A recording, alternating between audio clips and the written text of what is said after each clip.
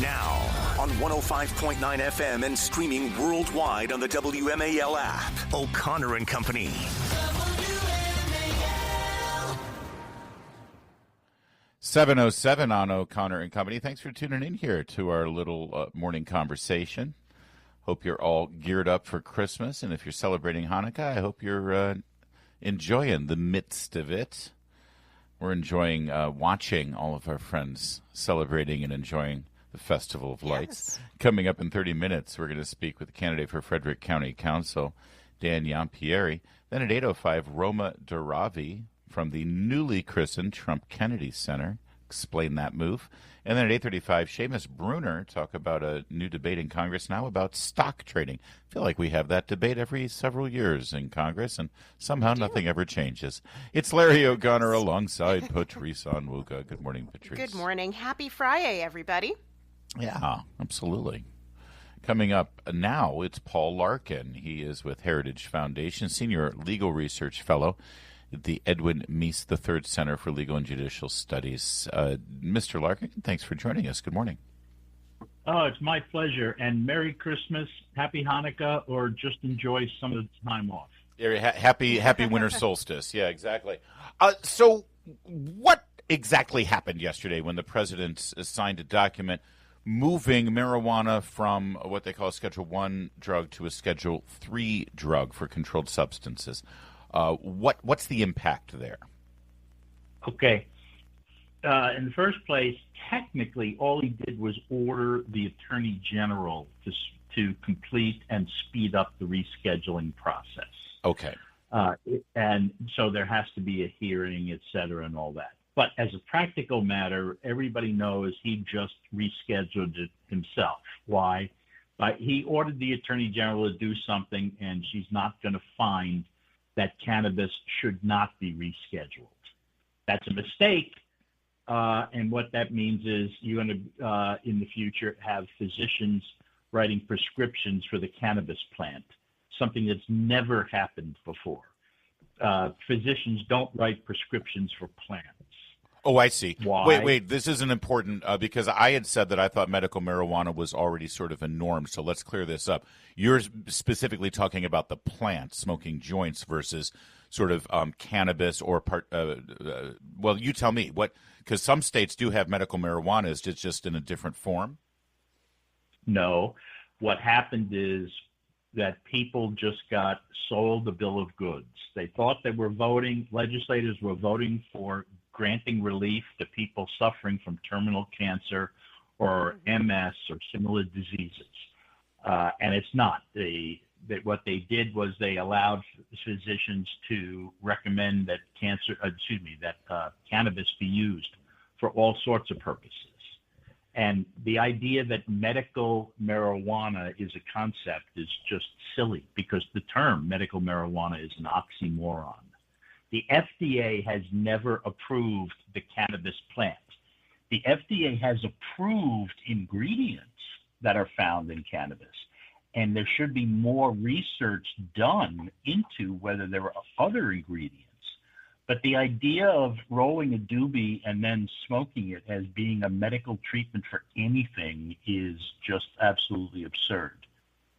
You know, I would love for you to talk about what the cultural impact and societal impact of this is going to be.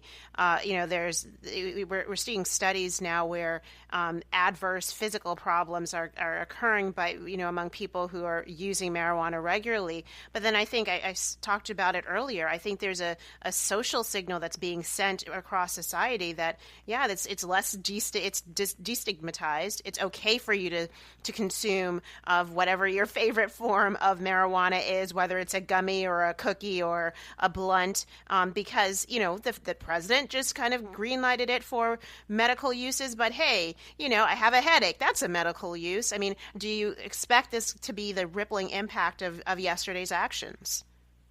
Yes. People are going to take the message that it's now permissible to use cannabis as a signal that it's good. And you know what the worst thing is going to happen, and what actually will happen, is people are going to die as a result of this decision. Why? Because there are people that are going to use cannabis, get high, drive a car, cause a crash, and maim or kill people. You can't drive under the influence of cannabis, particularly the THC that is the primary psychoactive ingredient. But people are going to do it. They're going to say, hey, the president said this is okay to do. So they're going to do it. They're going to drive, because some people, believe it or not, actually think they're better drivers under the influence of cannabis. And that which no one would say is anything but absurd. And so you're going to see people hurt. Yes, you know why you've seen these studies? Because the cannabis today isn't the cannabis that people smoked at Woodstock. Back then it was 3 to 6% THC. Now you can get forms of cannabis that are 90+%. No drug goes up by that amount without raising questions. And the research over the last 5 years has shown that today's cannabis is not safe. It's not effective. I mean, it's no more effective at dealing with pain than bourbon is. And nobody thinks of bourbon as a drug. And it's not uniform, because the strain, the area where it's grown, and everything else makes one cannabis plant different from another cannabis plant. We're speaking with Paul Larkin. He's Senior Legal Research Fellow for Heritage Foundation. So, Mr. Larkin, explain this to me then. What's really at play? Because the president famously is clean and sober. He thinks drugs and even alcohol, he doesn't touch this stuff. He's not in favor of people going out and getting stoned. So what's going on here? Why did the president do this? Because a lot of young people in their 20s, 30s, 40s, want to be able to smoke cannabis. And so this is a political gift to them, so that they will vote Republican in the 2026 election. Really? For Yeah, of course. Well, I mean, I'm acting incredulously, because it doesn't, if anything, the most outspoken critics of this move have been other Republicans. Mm-hmm. Yeah, well, yes, but we're not but the other Republicans you're talking about are the people who are in Congress. Look at their age. They're not in their 20s, 30s, and 40s. He's trying to get as many Republican representatives elected as possible so he doesn't get impeached again. How does this affect the criminal element? Because the other argument here is that as you move toward legalization and normalization here, that means that the criminal element is no longer going to be viable, and it will actually help cops because they don't have to worry about chasing down people dealing pot. Everything we've seen since 1996 has proven that that's wrong. We have not eliminated a black market for cannabis. In fact, the black market is bigger than the legal market. Why? First, they don't pay taxes. When you buy from the black market, you don't pay a fee for the tax that's imposed on it that goes to the government, so it's lower priced. Secondly, it's not regulated. People who sell cannabis illegally don't have to comply with all the safety regulations that the government imposes in order to ensure that cannabis is properly sold. Yeah. And you know what? You're never going to change that. Why? Because there are a goodly number of people that don't want to be outed as having being cannabis smokers. Okay? If you are an elementary school teacher, if you are a city train or bus driver, anybody like that who, is in a position where they could get fired if it would be known that they smoke cannabis, they're going to buy it illegally. They're not going to go into a store where they could run into somebody and be outed as a cannabis smoker. Got it. So illegal cannabis is always going to be cheaper, and illegal cannabis is always going to be sought by people who can't take the risk of having it known that they're using cannabis. Paul Larkin, we got to leave it. Oh, we got to leave it there. I'm sorry we're right up against it. I appreciate you joining us, though, Mr. Larkin. Thanks so much, sir. And, my pleasure. Thank you very much. And if anything, we've been enriched this morning because we just got, Paul Larkin, Senior Legal Research Fellow at Heritage Foundation. He served as counsel to the Judiciary Committee in the Senate when the legendary Orrin Hatch was the chairman there. And you just said doobie on the air on WMAL. I don't think any of us expected that. Oh, okay. Well, would you prefer I have said ganja? I mean, All right. Yeah, sure. Why not? We could head Jamaica together. That you could drop here. All right. Thank you, Mr. Larkin. Thank you, sir. It is 7:16. WMAL, making sense of the news. Live from the Home Paramount Pest Control Studios. Home Paramount, the leader in pest control since 1939. Well, we have some resolution in the Brown University shooting. Yesterday was a wild day as the manhunt for the suspect ended with the discovery of the body of Claudio Manuel Neves Valente, 48 years old, in a storage facility in Massachusetts. Now, it is a bizarre development here. As it turns out, the authorities now do believe, even though they denied it when asked about this 2 days ago, they do believe that Claudio Manuel Neves Valente was not only the person who assassinated those 2 Brown University students and shot 9 other students, but also he is the assassin of that physics professor at MIT who was found dead in his home in Massachusetts. Oh, my goodness. In Brookline. And again, here's what's really amazing about this.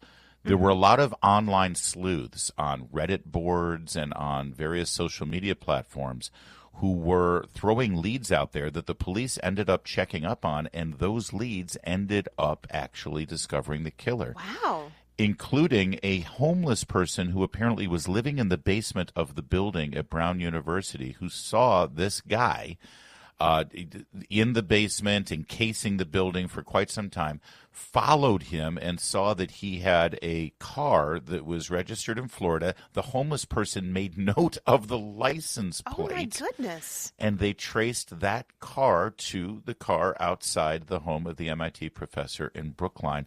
And then one thing led to another, and they found their man, or they found their man's body, at least. This suspect, by the way, got into America through a diversity lottery program to be a physics student, a graduate student, PhD student, in fact, at Brown University. That's how he knew that building. But this is back in like 2001, and of course he stayed in the country. That program has now been paused immediately, announced yesterday by the Secretary of Homeland Security. There's still tons of questions for law enforcement and for the university administration. We'll get to that in a moment. But Patrice, what an incredible turn of events. And again, as we had suspected, this does appear to be a very deliberate and targeted killing of these individuals, including this professor. Well, yes, because apparently he and the professor appear to have attended the same university in Portugal at some point. So he obviously, this wasn't random. I think it's fair to say this would be a serial killing because it's multiple states, multiple locations. I mean, the twists and turns, just bringing up one that you mentioned, the homeless man living in the basement of a university facility. Why is a homeless person living in the basement of a university facility? Now, thank goodness it worked out because turns out he was a key witness. Yeah, he's a key witness, and he was able to put 2 and 2 together. And I believe there's some footage where the suspect, the now dead suspect, saw a man walking towards him. I'm wondering if and then turned around and darted away. And I was watching this on the news yesterday. Maybe it was the same homeless man. I mean, I think there's a lot here that the university has to answer for. There's a lot that the police and the investigators have to answer for.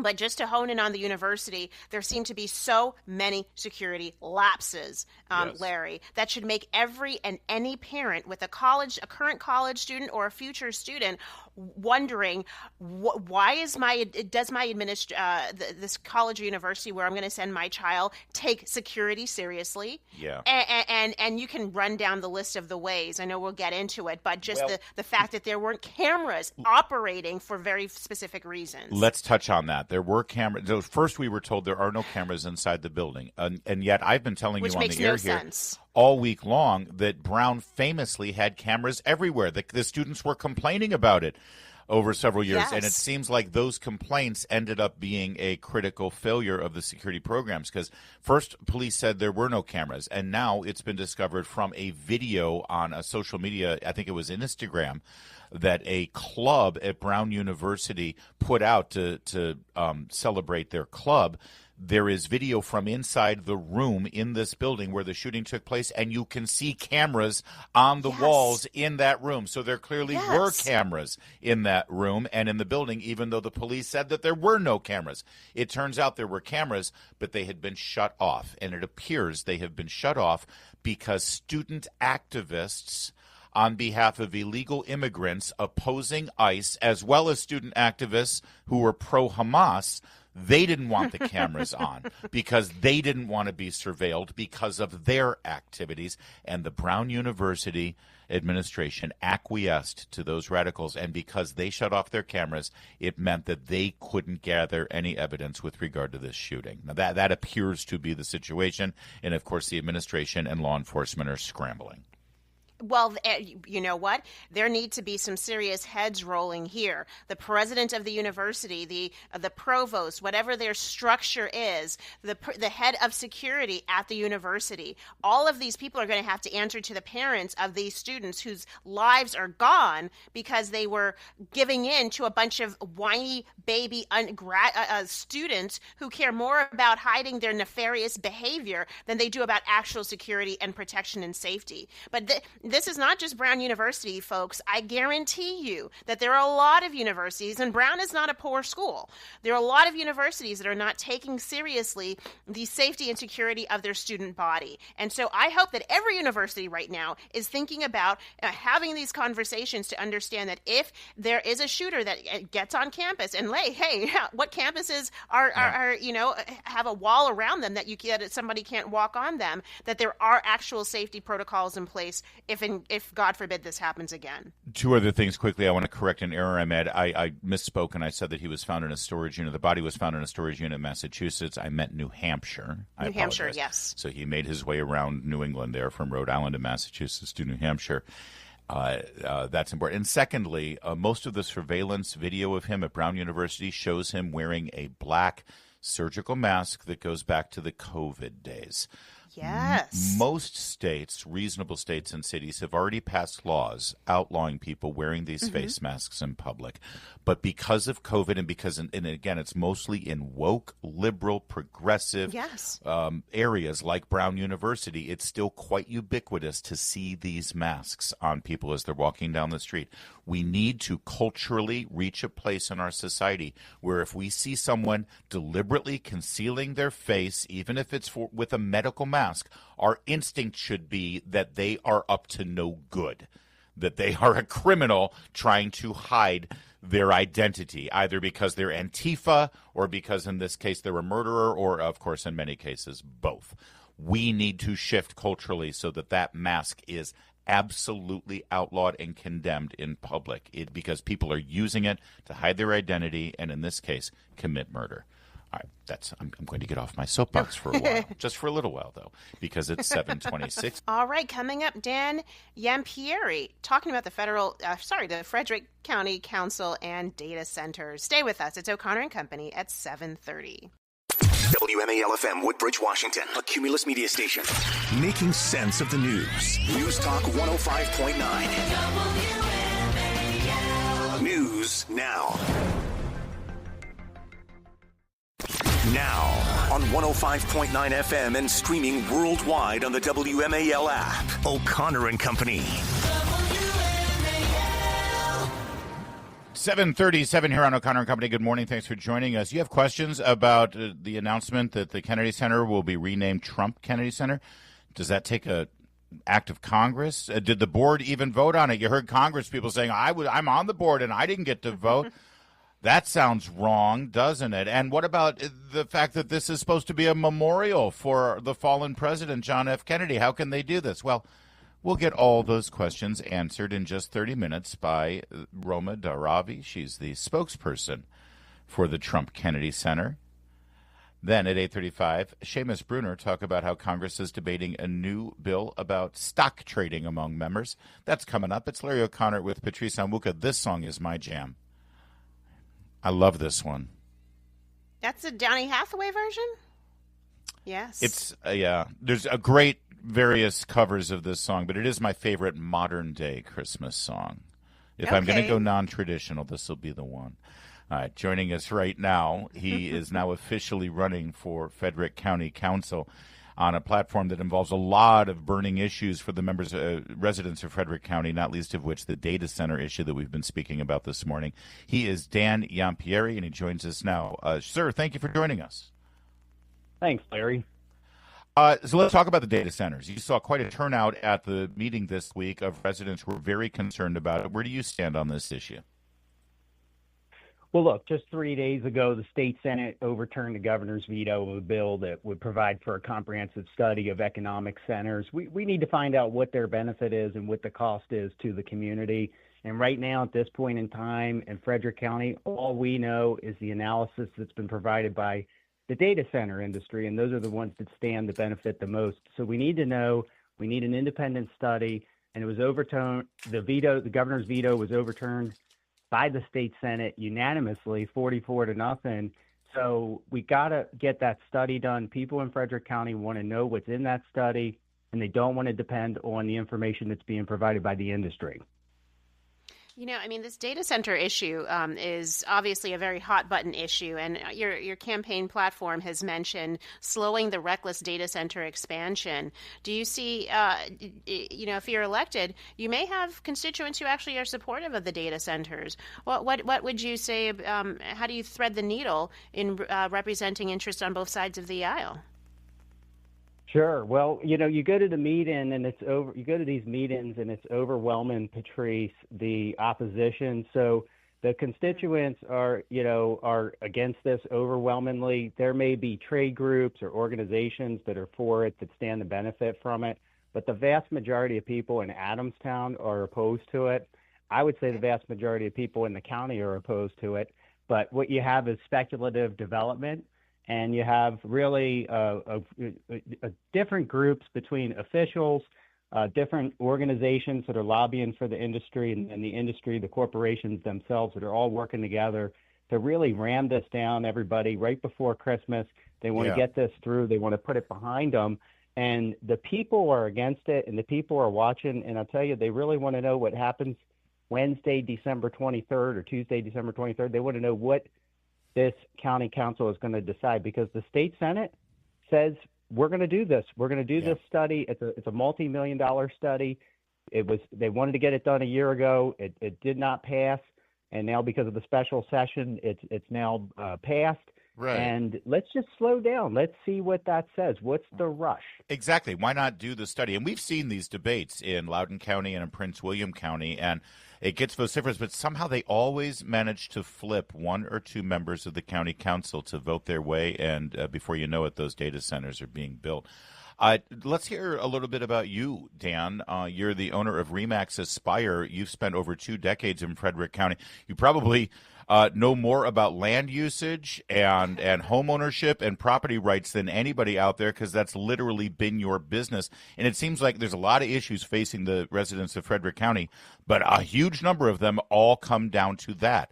Home ownership, land usage, rural spaces. Frederick County is on the brink of being irrevocably altered and changed, and many people believe for the worse. Well, look, the average price of a home in Frederick County last month was $550,000. When average. My family moved, average. Wow. When we moved here, and you'll hear numbers floating around like 400 or 5. That's not the case. Now, there have been some months this year, not many, but there's been some where prices even fell year over year because, quite honestly, there's been softened demand in the market. There's more inventory in the market. It's funny getting out there and listening to public officials and getting into this thing called politics. I hear a lot of them say, we got to solve the inventory crisis. The inventory crisis, that's old news. That was a few years ago. We've got about 50% more inventory across the board in most markets. Rates have been stubbornly high. 10,000 federal government workers in Frederick County. Number one employer in the county is Fort Detrick. We've been affected this year. If you're Montgomery County, PG County, you've been affected. Northern Virginia.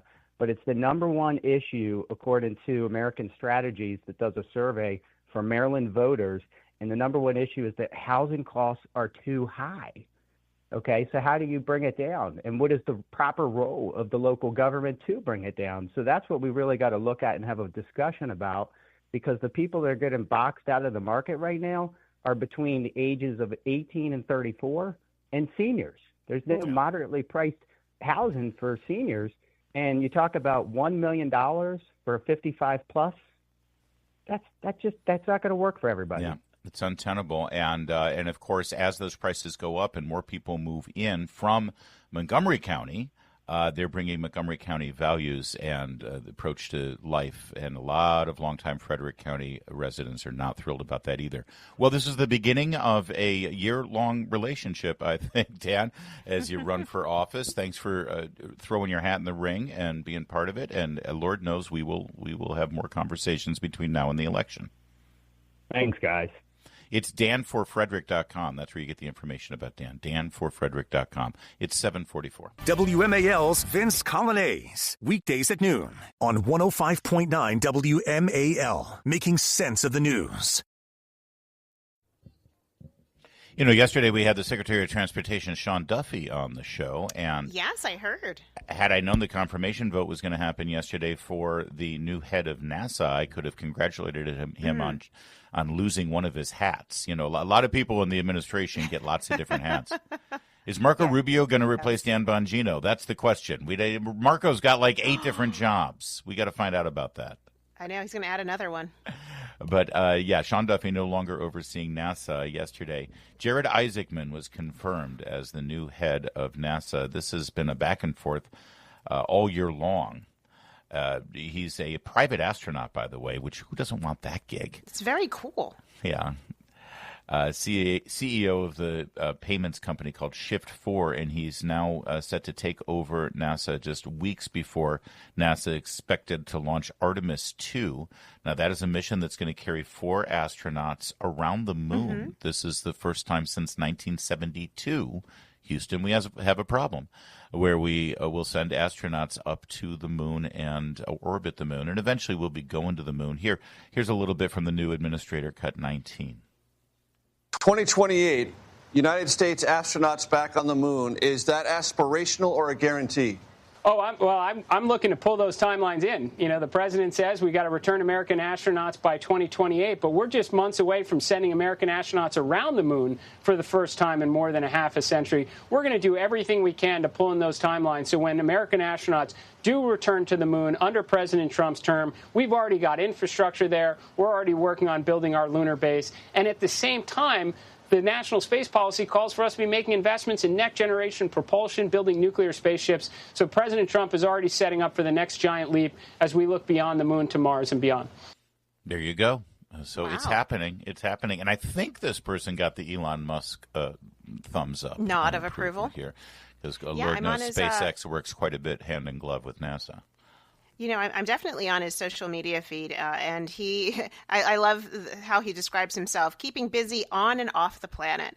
I love that he's been confirmed, and I love the fact that there are a number of other appointees who'd been waiting for confirmation that finally happened yesterday. So there was a suite of different confirmations that were approved, and the fact that his was approved on like a 2 to 1 margin suggests that this was a controversial confirmation. It baffles my mind how it's taken almost 10 months into the Trump administration. 11 months into the administration for all of these nominees to be finally confirmed in the Senate. It's been ridiculous. By the way, not incidentally, but one of those many confirmations yesterday in this giant batch included Tammy Bruce, former colleague on Fox News and is a talk radio host who has been a spokesperson for the State Department. She's now shifting over to be the deputy ambassador to the United Nations to work with Mike Waltz there.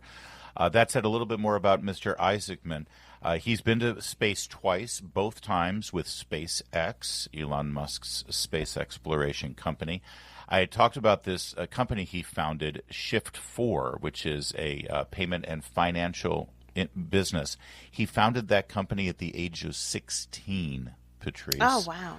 And it has morphed into a company that helps the space industry and self-fund experimental flights to Earth orbit. Here's a little bit more from him giving interviews yesterday. This is Cut 20. Speaking of that leap, it's my understanding, Mr. Administrator, the idea about returning to the moon ice, water, hydrogen, and using it as a springboard propulsively to Mars. Do I have that about right? Well, I think that's certainly one of the reasons to go back to the moon is to realize some of its resources, in addition to its scientific and its economic potential. You know, you have helium-3 that's on the lunar surface, which can create a more efficient fusion reaction, could be the future of energy here back on Earth. Sources of energy have been greatly important to our foreign policy for more than a century. So ensuring we get back to the moon, set up our infrastructure, realize those economic advantages, because the consequence could mean a shift in the balance of power here on Earth. I also think it's about fulfilling a promise for more than 35 years that presidents have said we're going to return to the moon and chart a course for Mars. But really, it was only under President Trump in his first term that he returned American spaceflight capability to the United States. We spent a decade paying the Russians to send our astronauts to space until President Trump. He kicked off the Artemis program, and now he's taking it a step further with this national space policy, again, committing us back to the moon, setting up the infrastructure, and then going beyond. There you go. And listen, the space exploration is always very romantic and it's exciting, and it's romantic. Oh yeah. People look up at the stars and think, "I want to go there. We want to build a rocket. And we want to travel." And fly me to the moon. I don't mean romantic like men and women, getting busy. I mean romantic in the broader notion, the romance. It was just an interesting adjective. Sorry, that you used. I didn't mean it in that sense. Thank you, but I do like the fact that this NASA administrator, unlike politicians before him, who basically got this job as a sort of a career ender and they could just sort of retire, that this is a young guy. He's focused on the economic advantages of space exploration, because that's always gone hand in hand. As NASA and their private partners try to figure out and solve the problems of how to get from A to B, especially when B is way out there, not only do they solve that problem with technology, but that technology ends up being utilized to help our lives better here. So this is an exciting new time for NASA. Yeah, let's see what happens. You ready to go to the moon? No, I will stay here. But I'm excited to see others go to the moon, and I'm excited that it's no longer a tension between public and private, but they're working together. I think that's also an interesting part of the story. Let me tie up a lot of our topics today. Hear me out. Okay. Just hear me out. Okay, listening. Data centers on the moon. Win-win. It's 7:53.